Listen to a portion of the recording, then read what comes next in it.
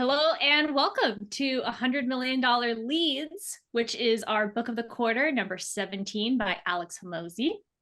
Hormozi? I said that right. Cut this part out, Khalil. We gathered together every quarter and we read the same book together in like a book club kind of style. And so now we're going to be discussing it, sharing our thoughts, what we liked, what we didn't like, overall feedback, and how we want to implement these learnings as we continue to evolve, as technology continues to evolve, and as marketing continues to evolve. So I want to start us off with this quote that really kind of stood out in terms of the book. And it's amazing what you can accomplish if you don't stop once you start.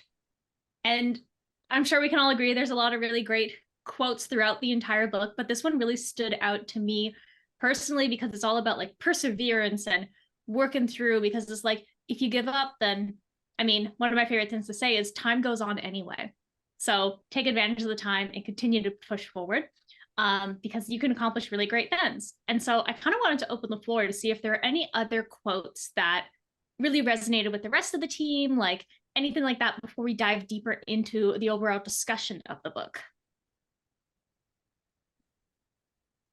I really like the quote. Sorry. Sorry. No, go. He basically talks about a confused mind doesn't buy. That really stood out to me. Just whenever we think about, creating landing pages, ads, basically anything that we do, like let's make it as simple as possible so there's no a space for confusion or churn, basically. Yeah, that's great, because like it's like you don't want information overload, or Roy has a special term for it. What do you call it, Roy? The choice Choice paralysis. Yes. That, yeah, it's very similar to that. I like so there was a few quotes I have on my notepad here. So it's like, pick a small mountain and cover everything on there, or start small and build a following around that. I think often sometimes clients or like people that are getting into marketing for the first time, there's like this grandiose thing that if they just throw a lot of money at it, it's just going to be a problem that disappears. And I think the idea of starting small, testing, figuring out what works, what doesn't work, like, at the end of the book, he talks about the dice, throwing the die, and it turns every red into a green. And I think that's sometimes where we need to educate ourselves and our clients on like that process of turning reds to greens. And the way to do that is to start small and scale up from there, which is very different than sales. I think people who like founder owners who are more sales oriented, they look at marketing as sales, and it's not that, right? So it's going to be a lot harder in the beginning, but once you start to take off, you're going to have like exponential gain on the back end. And I think having the patience for that is required, but also you need to start small and find what works and scale that up. My favorite quote was not as in depth as that. Mine was just I really like the line, "A focused fool can accomplish more than a distracted genius." I just thought that was really funny to me, just because again, it just kind of goes all back to planning. Like, you don't, if as long as you have like a really good solid plan, you can get a lot done.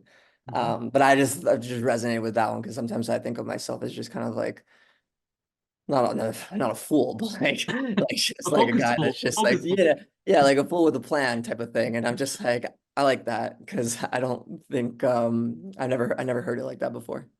It's really humble. Like, his approach is so humble and is so typical of self-made people, especially in America. Like and actually, Riaz, I noticed that there were some connections between the way he approaches things versus how Patrick Bet-David approaches things. Like, bloke's just got so many systems. Just like he must have a book this thick just to keep track of all the flipping systems that he's got. And it's amazing because he finds these formulas and these systems, and then he just keeps kind of just applying them over and over and over and over and over and over again. And the rigor behind his approach is obviously what has made him so successful, based upon the stories that he shared. But there's a lot that we can learn from that as well. His approach to A/B testing, for example. Now, Vasvi, Fernando, and I can't stop talking about it. And it really, that a lot of that has really been inspired by the book. It's just this relentless rigor that he puts into everything, and it just goes to show. I think Fernando, what you were saying there about the whole genius versus fool thing. If you just keep going at something and you're curious enough, as he has been, to figure out a formula for success, and you can work that out and you can just keep going, like the world's your oyster, really. I also loved the end of a quote. So he said, if someone makes more money than you, they are better at business in some way. But the part I loved about it was quiet the ego, look for the lesson. And to me, that just means never settle. Even if you're doing something repetitive and you think you know it, that's your ego starting to kick in that you know it. If you look for the lesson, you're going to constantly be looking to improve and push on that. And Riaz, I did love, the more times you roll, the better you get, no matter what. That was a cool one. I like this one quote actually from one of his friends. So he says, if getting weird messages and hate from people I don't know is the price I have to pay to make the impact I want to have, I'd pay that price any day of the week. So I think a lot of us put ourselves out there, right? Like a lot of us are making videos. Riaz, you're making the LinkedIn videos almost every day, it seems like, at this point. So I'm sure we're all getting messages or people that are hating from the backgrounds, but as long as you're kind of pounding the pavement and putting yourself out there, I think you're going to be successful. So I also like this quote about the business that delivers the most value wins. It was very simple, but it really spoke about what, as a business, what is it that you're trying to do? And it's just it was so simple. I think it just broke it down very nicely about just as long as you're delivering value, you're going to get ahead of the competition.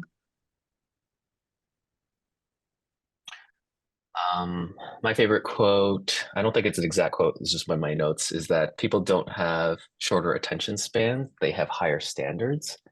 And I like that because I think that it's really common to blame society for shorter attention spans, but the actual science shows that people have pretty much the same attention spans. But the way Alex put it is that having higher standards makes so much more sense than just the fact that physiologically we just have shorter attention spans. No, we are seeing more content, it's in higher quality, or it's different, or it's just more interesting. So we have higher standards so that we're in order to break through that sort of the perceived attention span. It's not about blaming the user for not being able to pay attention. We need better content to get their attention. Love that. Yeah. That one was really surprising for me as well, because I was always told the you see it everywhere, right? We Right. have the attention span of a goldfish. Yeah. But it's you're right. It's if I see something and it's a poorly done video, doesn't capture my attention, I'm ugh, I don't want to do that. I don't want to watch that. I also think people don't like being knowing that they're being sold to. They kind of want to get to that end result kind of more on their own, not looking at an ad being this is clearly just to get me to do something. But I really like that quote though, Roy. I thought that was pretty cool. Yeah, mine is aligned with that because there's two, but I think those are related. A person who pays their time now is more likely to pay with their money lately. Which is also linked to the effectiveness of your hook as measured by the number of people consuming the content. And I think that basically solidifies what we're talking about. It's if you've got good content, that's how we fall into these an hour of on TikTok or Instagram, because basically you're getting information that it's valuable to you because suddenly you just figure out you've been watching a video for a half hour, right? So I agree that it all comes down to the quality of the content and that you feel you're really getting something out of it to make your life better. Any other thoughts about favorite quotes that stood out?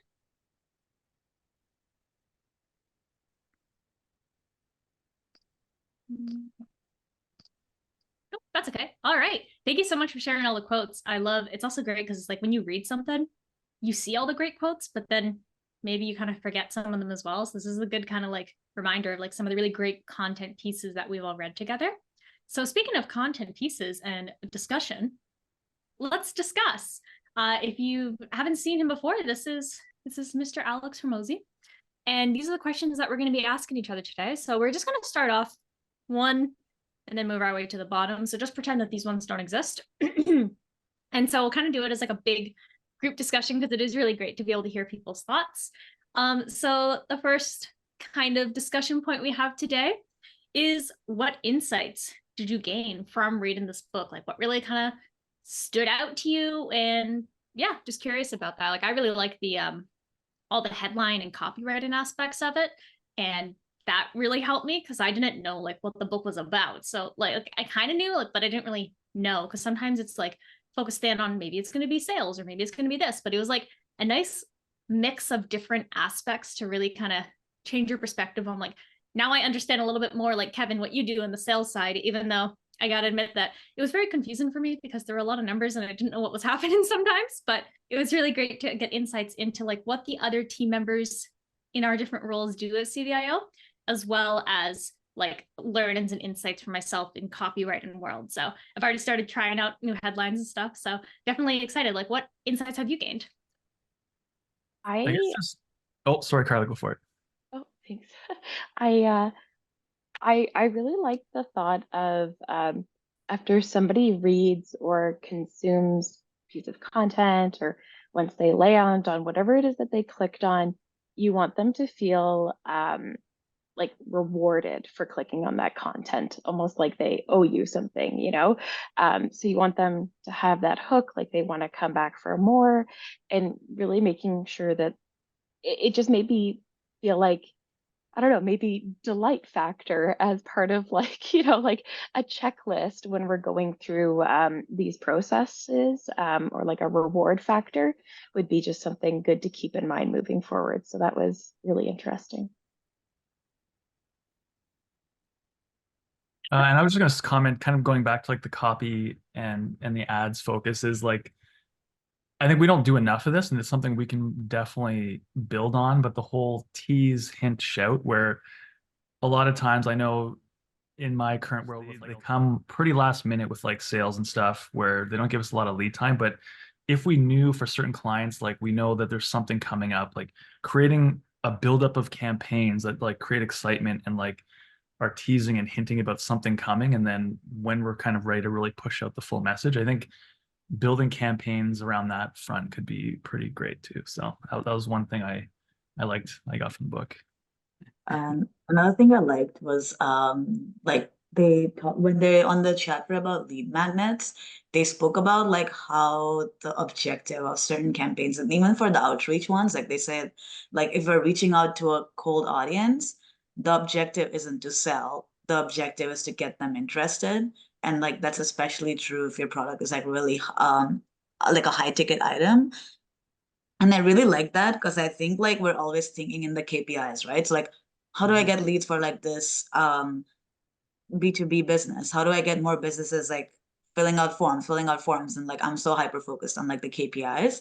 But I really like okay, it's a cold audience. Like the first step should be get them interested. And then once they're interested, they're more likely. Like there was this chart which said like in a pile of people, one person converts, but in a pile of people, you offer them something that gets them interested first, and then conversion, and then 3 people convert. And that just feels more natural too, right? So like the emphasis of, I don't want to sell you something right now. I just want you to show interest in what I'm doing, and then we can move on to the next step. I really like that because it put into perspective like what the objective of our content really is. It's not like to generate leads, but to generate interest. And yeah, like just give me a lot of ideas on how we can try more campaigns that are focused on getting people interested first. That's exciting. For me, I found something really relevant, being my first month, but decreased time delays make faster wins. While I'm trying to make sure I'm getting all my tasks, it's not forgetting to make sure the client understands that there's a lot of effort going on, even when they don't hear from us. So talked about deliver small things in short intervals, updates are wins, things like book a meeting from a meeting so they know when their next touch point is coming, And most importantly, never expect the customer will forgive you. So, make your timeline, make sure that, you have that buffer space and deliver ahead of time if you can, but don't assume they'll forgive. I think the insight for me was, well, there was lots of insights, but like my rock this quarter is around like CDIOs, lead generation, and marketing. And you'll hear kind of some of my thoughts and updates on Friday. But I think the insight for me is like giving myself permission to like fail, if that makes sense. So, with any rock, it's very black and white. It's like if you do this input, you're gonna get that output. Whereas with lead generation, you do have to roll that die so many different times. And so it allowed me to realize that, like we could do these 10 different things and only 2 of them might work. And then we can scale those 2 things up and try 8 other things. And I had a lot of trepidation doing my rock this quarter because I was feeling as I was getting closer to the deadline, like the team's expecting this like grandiose plan. And I actually kind of went back to the basics, looked at some of the data in terms of where our leads have come from in the past, and looked at ways that we can scale the things that are already working as we start to do kind of more digital things that are like rolling of the dice. So I think this book gave me like the permission to look at this lead generation in a bit of a not a different way, but it's something that maybe I lost sight of. And I think sometimes we lose sight of it even with our clients. And that leads us to like over delivering and under promising if we haven't educated them on like how things are going to work and these different experiments that we're doing and which things will blossom and which ones that won't. And I think Dookie, constant updates, I think, is part of that, right? These 5 things went really well. These 5 things went really badly, right? That's part of the process, right? So I think educating ourselves and our clients on the process rather than trying to swing in for a grand slam every time, we just need to get on base. Just get on base, get on the next base, right?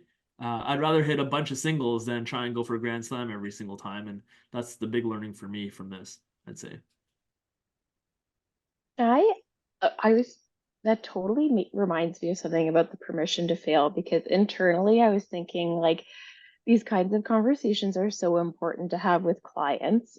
Permission to fail, discussing, what's to be learned when it comes to A/B testing, or, what happens when we don't get the success out of a platform that we thought we were going to have maybe. So I would love to like formulate those thoughts in a more constructive way moving forward and get to the why did this fail and why that's valuable to know that it failed and to come up with a solution that works. Because those list of failures are great insights for them to have and carry with them moving forward, for us and them. Yeah. It's brilliant that you've mentioned that, because that's exactly what we're working on now in the performance marketing team. After having read this book, we are working out how we can efficiently and effectively track the things that we have done that haven't worked, that have worked, the combination of things that do work. The idea behind it is to get to the truth a lot quicker. So this book has certainly inspired us in as far as that's concerned. And I think like his approach to me just seems like it's founded upon common sense. It doesn't seem like the guy had much of a deep understanding he had some understanding of marketing, obviously to an extent, but it just seems like he just kind of, I'll have a go at this. And a lot like Riaz, how you messed about with that espresso and stuff like that right in the early days. He just kind of meddled around with things and just experimented and found and as a result of that, his approach is a very common sense approach. He says if it walks like a duck and it quacks like a duck, it's a duck. And that is so straightforward. It's like, think about your call outs. Who are you calling out to? Whose attention are you trying to get? In the creative, who is it that you're speaking to? The person in the creative should look like the person you're speaking to. The call to action should be these are things we all know, right? We've been working in this field for a long time, but just the way that the depth that he went into about something that was just so, it should just be common sense. Like reading that was like, it sort of brought me back to my roots a bit. And I was like, oh yeah, of course. Yeah, we don't need to overcomplicate everything at times, So I quite enjoyed that. For sure. It's like a nice refresher on like the basics. Yeah. I kind of think of it like when you need glasses, you don't realize that you've seen the world so blurry. Like you live your life and everything's slowly, it's getting blurrier, but you don't notice because it's small little steps. And then you put on glasses and you're like, oh, trees have leaves. So I don't know. I kind of see it kind of like that. It's like, you know, the basics, you know what it is, but it just kind of, and then whoop, this book is like our glasses is the way I see it. Good way to put it, like that. Yeah, I'm glad to see that we're taking we're going back to these roots because there's many things we've discussed, but it sets us like in a reminder kind of mood where when we were talking about A/B testing, it was very impressive to read the fact that the top 1% of advertisers test 11 times more than everyone else. So it really has made us has made me particularly more comfortable telling the client, let's move forward with this campaign. Let's try your landing page, the current one. These are the things that we might think might make it a little easier or not easy for users. So we want to ensure that our landing page we're comparing it to has this and this and this and this. But we're making it more like a normal thing amongst our clients. And obviously that A/B testing brings us data, right? So as long as we have this systematic approach, I think it really allows us to build trust instead of the client thinking, oh, they don't know what they're doing. They're like, do you have to A/B test, right? We're seeing it as part of like a way to really get to know the audience and their behavior, so we can working in our benefit and being part of the client experience team. I couldn't help but really be struck by how to pick the right agency, which is the things that our clients are always looking for. And they are like, no short-term hacks, which means even though, Duke, as you were saying, we're trying to get like trust in small wins at the beginning, there's like this approach where we really want to understand what they do. We want to understand what the audience wants. We want to understand and gather the proper data to make the right decisions. They tell exactly what they need and when they need it from me, which is also, I couldn't help but think, Michael, in our onboarding process, obviously, because it's like, this is what we need from you. This is how it's going to go. So that's kind of our position in that phase. And definitely this one, I know we've heard this one many times. They give updates in simple terms. And we've been getting more of this request from clients because if we're able to explain it in simple terms, it's because we understand it fully. So as part of the client experience team, this is like something definitely to think of. Yeah. Nice.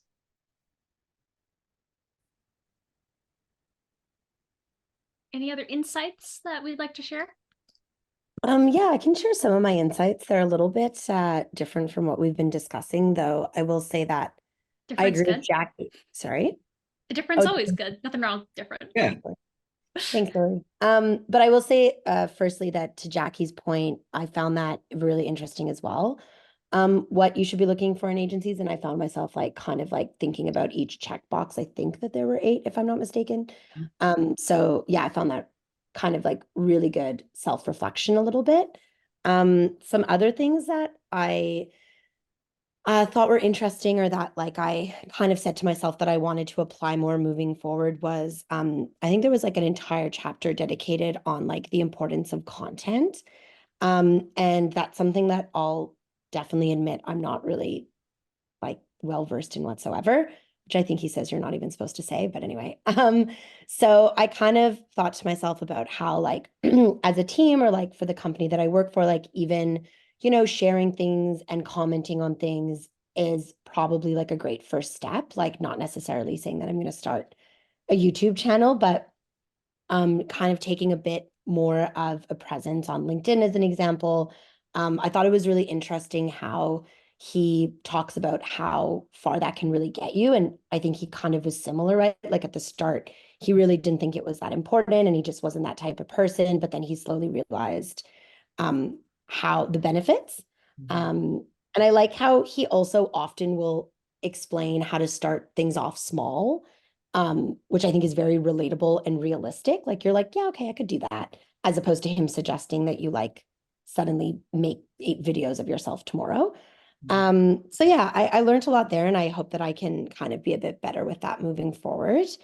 And then something else I thought was interesting in relation to the client retention rock that Jackie and I worked on, was something that we've implemented moving forward is having Google alerts, so that we're really aware of what's going on in each of our clients' industries, and touching on that when we have like as a new campaign idea, or showing that we're staying relevant in what's going on in their industry, and kind of coming up with some ideas ourselves on maybe what a blog should be about and things like that. So I thought that was really good that we're focusing on that, because something that Alex speaks about is the importance of understanding what is relevant and current, and how each week it'll really change, and what's of interest of and what might work one week is not going to work the next, simply because it's like no longer current. Yeah, so I thought that was like, I thought a lot about how we could improve on that, but then I sort of realized that we just implemented something, so that was kind of like a feel-good story. Yeah, so those were a couple of mine. Sorry, I had one thought on what you just said. So like, Sure. and what you and Jackie said. So like the 7 checkbox thing. I mean, I listened to it, right? But like, I was on the edge of my seat, being like, "Are we this? Are we this?" Like the things that he's gonna list off. I'm like, "Are we a good agency?" And I was very happy to say that we like checked every box. I was very proud of like, yeah, we're one of the good ones. And what can we do to like be better? Like we need to create the 8th, 9th, and 10th box, like so to like really set us apart.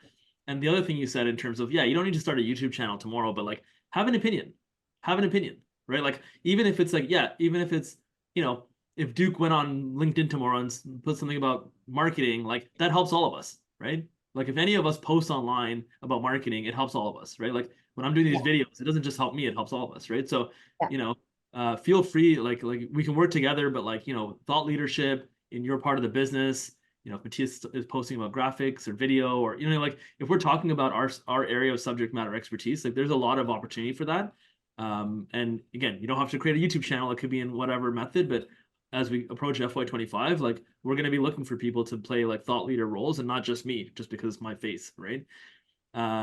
And then I guess the last thing I'll say is, I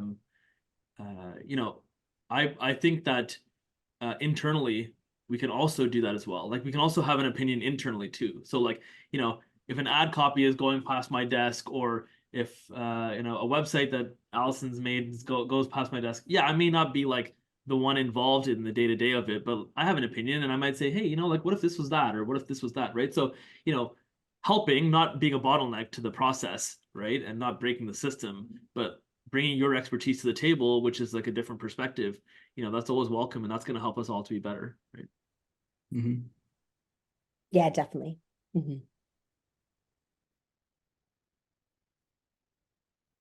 So I'm gonna move to our next kind of discussion point, and we don't have to follow like in order. I was like, let's follow in order, but we can just like kind of freestyle it while we're explaining, like if it's kind of like relevant to like the other points, like feel free to mix and match it. But what I'm really curious about is the parts of this book that resonated, but on the flip side, what didn't meet your expectations? Because I know when I first opened this book, my eyes were like glazing over. I don't like it, just like, to me at least, the first section really felt like it was promoting the book that I had in my hands, and it was a very strange experience. But then like once it was out there, I was like, oh, the rest of this is so amazing, and I just like devoured it. So I'm curious about what everybody else kind of thought. The one thing that kind of jumped out to me about just it's not that I don't like it, it's just that it's not always realistic, is that like we can't always be testing 10 to 20 to 100 different creatives at a time. We don't have the ad budget to scale, and it would take a very long time to get to the truth of what is working versus what isn't working with a minimal ad spend. So that is something that can be something that would hold us back, from being able to pivot quickly or learn from those details. So I do feel like that is a little bit of a blocker for some clients. I have a comment on that. So like, I don't disagree with what you're saying, but like one of the things that we've done over the years is, for example, like when we say like, say for example, 27 creatives, it doesn't have to be like 27 unique creatives. It could be like a combination of, 3 headlines, 3 images, 3 ad texts. And so you got 3 times 3 times 3 is 27, right? So, and then you basically can aggregate like the data from those 27 creatives to like pull out how the headlines performed, how the images performed, right? So then you're looking at the data in isolation, then you can make informed decisions based on that. So I think for like, I don't know, we don't have to get into it now, but then the stats will probably change. But before it was like, if you're spending at least $1 per day per ad creative, that was like enough to know, depending on the audience size, of course, right? And at a certain point, it got to like $5 per day per ad. So I agree that the budget could be a factor in it, but I wouldn't dismiss that we are capable of it, like necessarily, right? Given kind of the tools that we have. Like I know with the Google responsive stuff we're doing, we can like feed in a bunch of stuff and it kind of like will populate different combinations of it. But yeah, it's a good point. It's a good thought. I just wanted to kind of clarify that point because it's not impossible there, and it's not easy to do. It's just we have to figure out the right infrastructure to make it possible.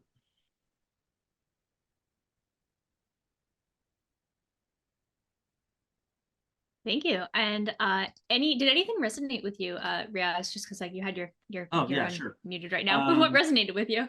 Yeah, like I think a lot of certainly a lot of things resonated. One of the, like of course the core 4, of course. I know we're always focused very much on like paid ads. But I'd say like the non-core 4, which were like partners and agencies and things like that. Especially with the partners, like a lot of our businesses come through partnerships, right? People who are, they maybe do branding and they don't do paid ads, or they might be a fractional CMO that needs to use us for a website or paid ads. So, like building on those relationships, like the lead getters, that kind of stuck with me as well. I would say, also, and again, you'll see this on Friday, like, for us, paid ads for ourselves in its infancy, and like that's a bit surprising, obviously, for a digital marketing agency, right? We've been so focused on helping our customers with their paid ads that we haven't really necessarily done it for ourselves, and we've relied mostly on referrals and events and such. So I think for me, I was looking at this from the perspective of like, how can we leverage this for our business, right? And I think that there were a lot of things that definitely resonated, which were outside of like the typical purview that we might, like the typical way that we might look at this challenge within the business. I also think like I've read $100 million offers as well, and they touch on it a little bit in here. And if you haven't read that book, I would encourage you to, because it really gets into like the nitty gritty about like messaging and like lead magnets and tripwires and how to get like, Vasi, you were talking about like running campaigns at the top of the funnel to build up the funnel and then convert them, right? And I think that this went very well hand in hand, like with the other book that he wrote, because that talks about the offer and this talks about like how to drive them down. So those were some of the things that resonated with me. I think what didn't resonate, I'm very much like a big idea, like one big idea, and like go all in with that, and yes, try different things, of course, like experimenting. I'm not saying not experiment, but I felt like there was so much in here that if we were to like try and do all of it, it would take like 3 years. And it may very well take 3 years to do it, and that's fine if we're committed to it. But I would have loved to have just like one nugget that it's like, if I do this tomorrow, it's gonna like move the needle, right? And I'm sure that's in here somewhere, and that's kind of my problem to figure out with all of us. But I think that would be probably one part, which is like, what's one actionable thing that I can do today that's going to help us tomorrow? That didn't wasn't very clear to me, and there's too many actionable things, which is it's a good problem to have, right? Comes down to choice paralysis again.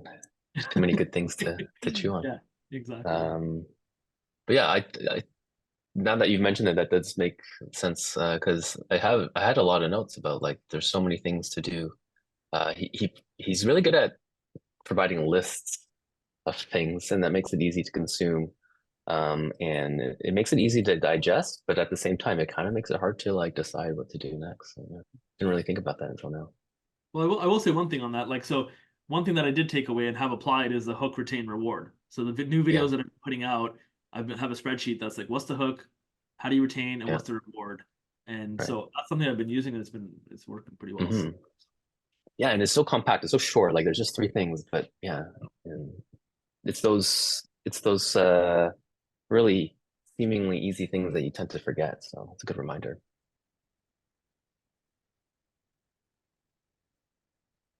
Is I there think for anything that me, and resonated? it's, Oh, sorry. yeah, Go I was ahead. gonna say this one I liked, and it's true kind of in work and life with our clients and everything, was don't let your failures hold you back. So he had this constant message throughout of fail fast, minimize the loss, learn, improve, repeat. And then when you win, invest big, keep bettering your best, and it should completely offset your fails. And I think our fails, and even we see it with our clients, it starts holding them back right away as soon as they start seeing things below what they're expecting without understanding maybe that lifetime value. And if they kind of keep focusing, they can turn things around, not be an obstacle.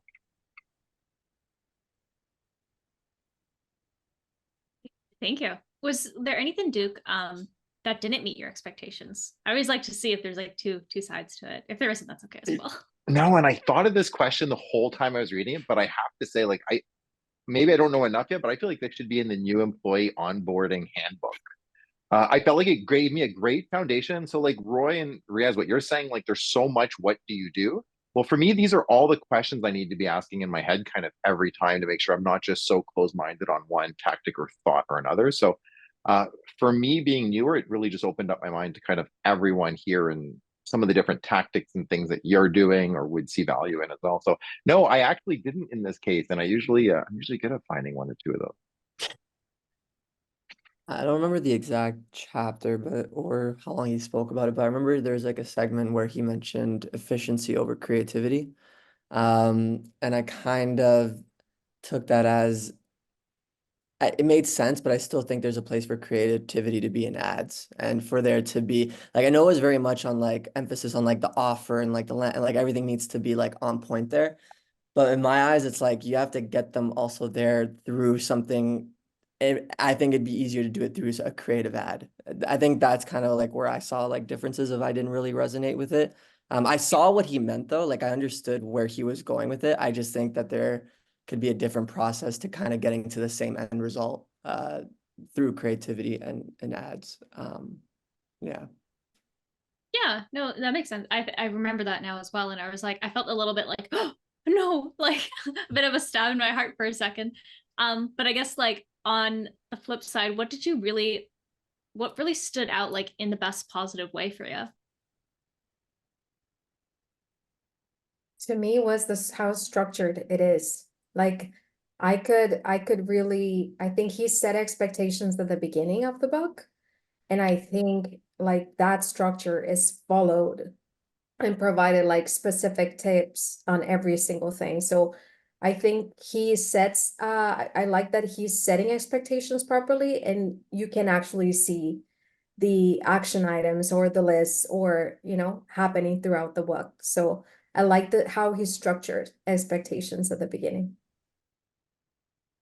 That's a really interesting way to look at it because I didn't think of it that way. But now that I see it that way, it's like, oh, he's showing us what to do. So when we're done the book, this is how we need to set expectations if that's something we want to implement. That's true. Yeah. That's cool. Kevin, did you have anything you wanted to add? We haven't heard from you yet. For me, I just found that kind of how he puts the emphasis on activity, and how to just kind of put more out there. I forget the exact quote, but he had one that basically just talked about, so I think it was like spending so many hours into it, you can perfect something. It's just nobody takes that first step towards that hour. And then the different types of channels they use, like on the lead side of things, since that's the main part of my business, is trying to find advocates, but also doing mass outreach, one-on-one outreach, cold outreach, warm outreach. So just diversifying and just having those different buckets so that you're not all just putting all your eggs in one basket. Great, thank you. Let's see what time we are at. All right, let's move on to implementation. So we've talked about some great insights. We've shared expectations and learnings and non-learnings, I suppose, things that we didn't really like that much. And now it's time for the rest of this, which is what do we want to kind of implement? Because there's like so many great things like throughout the book that we all kind of talked about. Like there's so many like what next factor. And so I know like personally for me, it's taking the next steps towards more headline development and call to action changes. So I started the testing the because factor in the this call to action. So instead of just like to learn more about XYZ, it's click this because you deserve the best skin ever, or something along those lines. So really just like kind of playing with it. So like one kind of like actionable step. And then once you kind of ingrain it into your brain, I feel like this is one of those books that you can kind of go back to and be like, okay, what next? And like kind of pick from a nice little pile of stuff. So that's why it's not on my bookshelf, because it just lives over there. So what actionable steps are you taking or will take? I think on my side would be just the testing that they do. So, you know, if I'm sending out 50 different emails instead of just trying like one template or one headline, is kind of maybe segmenting those audiences and trying to test out maybe 20 here, 20 here, 20 here, seeing what comes back, see what the open rates are, you know, kind of like what we do with ad creatives, like A/B testing, but doing that more on the outreach side, because maybe I think I'm sending a great enticing message, but it's not resonating with the audience. So just kind of try to narrow that down to get us close to increasing that reply rate. Nice. There was this like 22-point list in like the paid ad section that I found like had like a lot of tips. I don't remember all of them because like this book had so many lists that I have to admit that like after you read like a bunch of them, it all kind of like mixes together. But I did like make a note to go back to it because it's talking about like, oh, if your ad isn't working, you have to check this, and he lists out like I think around 20-ish things. So that's something I want to go back to, especially when I find like certain ads aren't working. And also, every time we're promoting something, like really looking at like what is the value this piece or this ad is offering to the end user, and are we communicating that? Because I think a lot of times we're promoting products that even if we understand it properly, like say we do KIP and everything, and we understand what the client does, it's like hard to convey the value of that for the end user. So when I'm putting an ad out there, like really looking at it and seeing like, is it apparent? What is the value? What's in it for the end user? Like, because it's not just a matter of like, here's my product and here are the USPs, but like, this is what you get. And say a lot of times we have lead magnets, and if a lead magnet isn't working, like, I know it's a good tool, but and we have a lead magnet for it, which should have worked, but it's not working. So like, are we able to communicate what you're getting out of this lead magnet, and how do we communicate the value? Because I liked how like most of the chapters in the book, like at least the ones where they're talking about like how do you promote your product, whether it's like sales or marketing, value is what sells it. So I want to like get better at like looking at the value of what we're promoting. Do we timestamp that, Khalil? Nice. I got the timestamp, guys. Congratulations, Ashley. Timestamped. Yeah.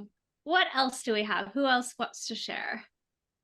Or as Michael says, I can point my bony finger, but I think, you know, I think one thing that sometimes people come to us with a marketing problem, but they really have a sales problem. And I think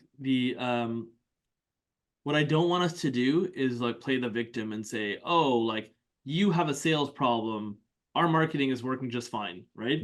And I lost the page, I just had it open, but he talks about how like sometimes people give up on marketing because they have a sales problem when they're so close to hitting gold, right? And so I know in some scenarios, I won't list them out, but you know, we've played a bigger role with the client's sales team, whether that's attending their sales meetings or like giving them the right follow-up approach, or like, you know, playing a bigger role in their HubSpot. You know, there are things that we can do, and we have the skills and expertise on this team from a sales perspective to play a bigger role in educating them on how to actually follow up with their leads, right? And because for a lot of people, a lot of times for businesses, this is a new thing for them. And for the ones that get it, they have a great sales team that knows how to follow up on leads. For others, where they're just dipping their toes in, they might not see the handoff as a problem. They see it as our problem, like, oh, this marketing's not working. And it's like, well, actually you have a sales problem, but we can't say that because it kind of puts them on their back heels a little bit, right? So what role can we play to help their sales team to be better prepared to take over those leads and position the callback in a way that's going to get them further down the pipeline? Mm-hmm. Jackie had a great visual for that when it came to LAP responses and best practices. And I feel like that could be implemented across many different facets of like lead response.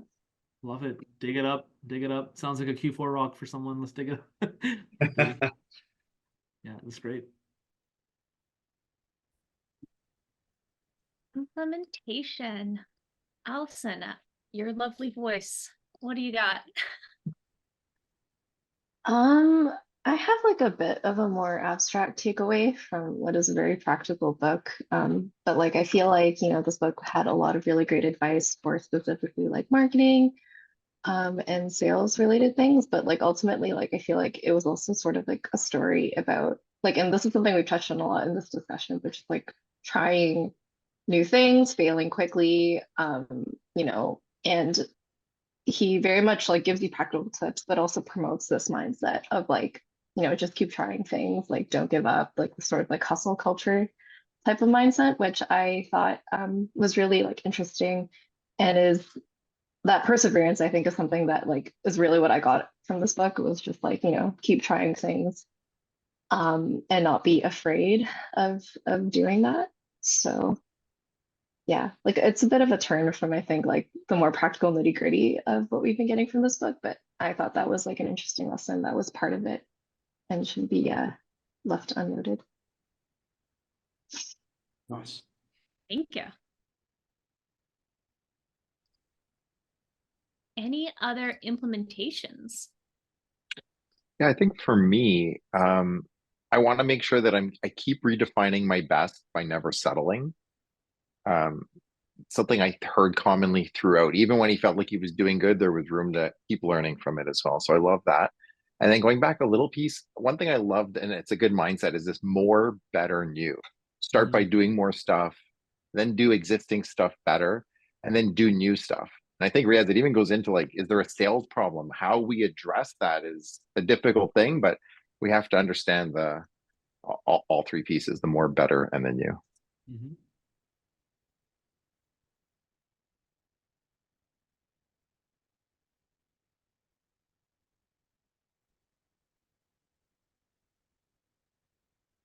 I can also mention something that I'd like to implement, which was when Alex was talking about how he doesn't avoid advertising. So I thought this was kind of crazy. So all of his accounts are like not paid accounts where he doesn't see ads. So I'm not necessarily saying that I'm going to do that for every single platform I have.